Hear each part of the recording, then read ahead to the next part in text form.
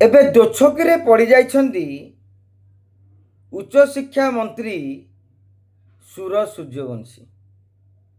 ଖାଲି ମନ୍ତ୍ରୀ ନୁହନ୍ତି, ସରକାର ବି ଦୋଛକିରେ, ଦଳ ବି ଦୋଛକିରେ। ଏ ବର୍ଷ କ୍ୟାମ୍ପସ୍ ଇଲେକ୍ସନ୍ ବା କଲେଜ ନିର୍ବାଚନ ହେବ ତ?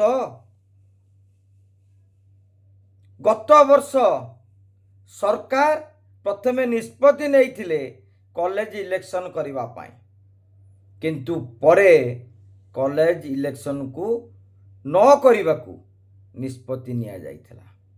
ସେତେବେଳେ ବି ଛାତ୍ର ମହଲରେ ତା ଆଲୋଡ଼ନ ସୃଷ୍ଟି କରିଥିଲା।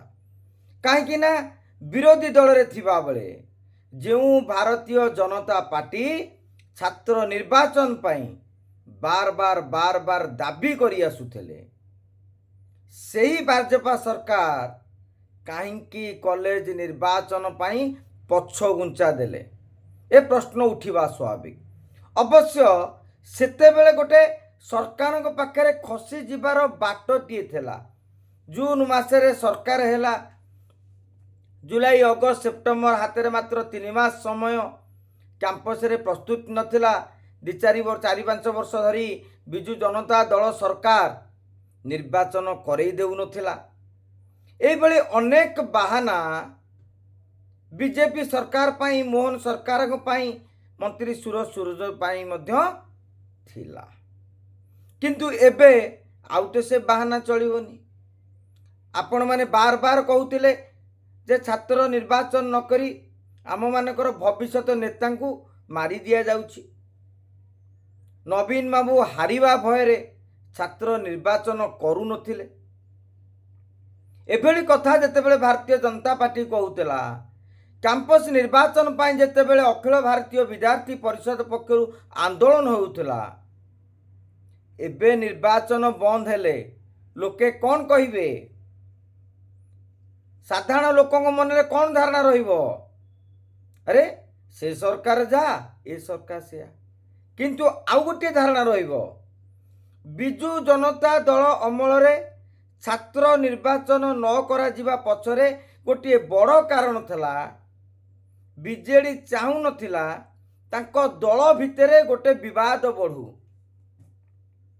ଏମପି ଗୋଟିଏ ପ୍ରେସିଡେଣ୍ଟ କ୍ୟାଣ୍ଡିଡେଟ୍ ଦେଇଦେବେ, ଏମଏଲଏ ଗୋଟିଏ ପ୍ରେସିଡେଣ୍ଟ କ୍ୟାଣ୍ଡିଡେଟ୍ ଦେଇଦେବେ, ଅନ୍ୟ ଛାତ୍ର ନେତା ଯୁବ ନେତା କ୍ୟାଣ୍ଡିଡେଟ୍ ଦେବେ।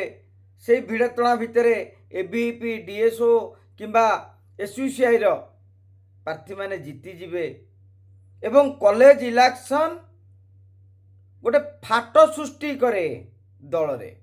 ଯେଉଁଥିପାଇଁ ବିଜୁ ଜନତା ଦଳ କୌଶଳ କରି କୌଣସି ପ୍ରକାର ବାହାନା ଦେଖାଇ ନିର୍ବାଚନ କରେଇ ଦେଉନଥିଲା, ଘୁଞ୍ଚେଇ ଆସୁଥିଲା, ଯାହାକି କୌଣସି ଛାତ୍ର ନେତା ତାକୁ ଗ୍ରହଣ କରିବେ ନାହିଁ। କାରଣ ଆଜିର ଯେଉଁମାନେ ନେତା ହେଇଛନ୍ତି ସେମାନେ ଦିନେ ଦିନେ ଛାତ୍ର ରାଜନୀତିରୁ ଆଜି ଉପରକୁ ସିଡ଼ି ଚଢ଼ି ଆସିଛନ୍ତି। ଆଶା କରାଯାଉଥିଲା ଭାରତୀୟ ଜନତା ପାର୍ଟିର ସରକାର ମଧ୍ୟ ନିର୍ବାଚନ କରିବେ। ସେପ୍ଟେମ୍ବର ମାସରେ ହିଁ ନିର୍ବାଚନ ହେବ। ଏହା ପାଇଁ ଗୋଟେ କ୍ୟାମ୍ପସରେ ପ୍ରସ୍ତୁତି ହେବା ଦରକାର। ଉଚ୍ଚଶିକ୍ଷା ବିଭାଗ ପକ୍ଷରୁ ଗୋଟେ ବଡ଼ ଉଚ୍ଚସ୍ତରୀୟ ବୈଠକ ମଧ୍ୟ ବସିବାର ଆବଶ୍ୟକତା ରହିଛି, କିନ୍ତୁ ଏଯାବତ୍ ତାହା ହେଇନାହିଁ। ବିଭିନ୍ନ ମହଲରେ ଚର୍ଚ୍ଚା ହେଉଛି ଏ ବର୍ଷ ବୋଧେ ଛାତ୍ର ନିର୍ବାଚନ କରିବେ କି ନାହିଁ। ସରକାର ଦୋଛକିରେ ଅଛନ୍ତି, ତ୍ରିଶଙ୍କୁ ଅବସ୍ଥାରେ ଅଛନ୍ତି। ସୌମ୍ୟାଶ୍ରୀଙ୍କ ପ୍ରସଙ୍ଗରେ ଏବିଭିପି କେଉଁଠି ନା କେଉଁଠି ସରକାରଙ୍କ ଉପରେ କ୍ଷୁବ୍ଧ ଅଛି। ଏକଥା ଆମେ କହୁନାହୁଁ ଆଜ୍ଞା। ଆପଣ ଦେଖିବେ ଗଣମାଧ୍ୟମରେ ଏବିଭିପିର ନେତାମାନେ ଯେଉଁ ବାର୍ତ୍ତା ଦେଇଛନ୍ତି, ଯେଉଁ ପ୍ରେସ୍ ବିବୃତ୍ତି ଜାରି କରିଥିଲେ, କେଉଁଠି ନା କେଉଁଠି ସେମାନଙ୍କ ମନରେ ଯେଉଁ କ୍ଷୋଭ ରହିଛି, କାରଣ ତାଙ୍କର ପିଲାମାନେ ଏବେ ଜେଲରେ ଅଛନ୍ତି।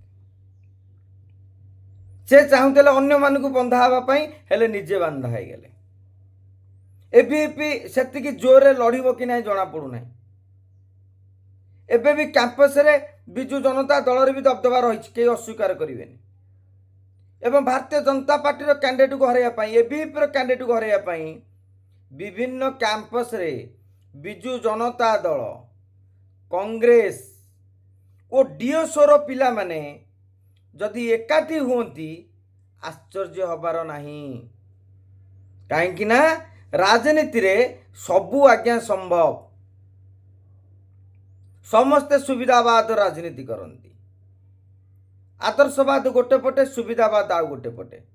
एवं एबीवीपी को हरैया पाई एबीवीपी हारिबो माने बीजेपी हारिबो, बीजेपी सरकार को झटका लागिबो। तेणु कैंपस रे ए गणित मध्य आज्ञा कषा हेलानी। सरकार कहउछन्ती आमे लोकप्रिय, सरकार कहउछन्ती लोकों को आस्था बढ़ी, हेले कैंपस रे जो युवक माने, जो छात्र माने आम देशर भविष्यत कि आगामी दिन में 29 मसीहार भोटर से मन रे सरकार केते आस्था विश्वास प्रकट करिसेंती। से माने भारतीय जनता पार्टी सहित दृढ़तार सह ठिया होउछन्ती कि नहीं, ये भी परीक्षा गोटे हो। तेणु एमिति भी हो पारे। पूर्वापेक्षा जदि एबीवीपी कैंपस रे अधिक समर्थन पाए ताहले या सरकार भारतीय जनता पार्टी गोटे बड़ सफलता हब एवं 2027-29 मनोबल को वृद्धि करिवो। जोड़िए कथा हो पारे, गोटे पॉजिटिव दृष्टि नेगेटिव दृष्टि। किंतु जदि कैंपस रे पछी हो गला, अधिका से कैंपस रे जदि विरोधी राजनीति विरोधी कब्जा करिनेले ताहले सरकार को झटका हब।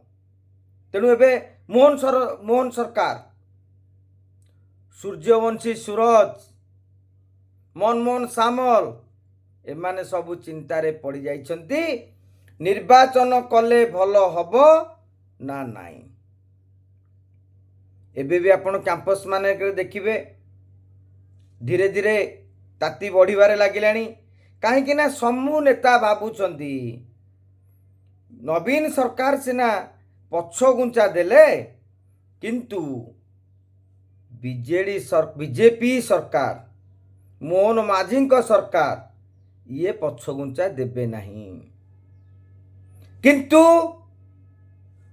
पिला माने जब भाबुछन्ति निर्वाचन हब, सेतिकी बेले जदि मोहन सरकार कहती निर्वाचन हेब नहीं, ताहले तांकु अनेक लोक प्रश्न पचारिबे।